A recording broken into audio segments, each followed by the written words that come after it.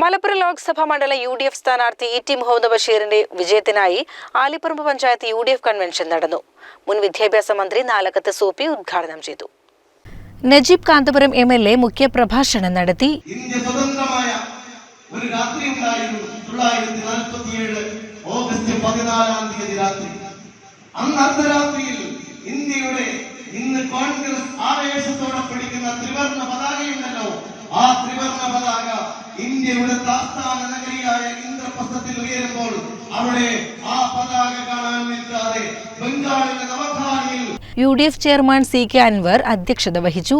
നിയോജക മണ്ഡലം UDF chairman MM Zakir Hussain, convener advocate S Abdussalam, block Congress president Aranhikkal Anandan, Muslim League മണ്ഡലം president AK Nasar, block panchayat president advocate AK Musthafa, DCC member TP Mohandas എന്നിവർ പ്രസംഗിച്ചു. Panchayat convener CT Noushad Ali സ്വാഗതവും TK Hamza നന്ദിയും പറഞ്ഞു. CCN പെരിന്തൽമണ്ണ.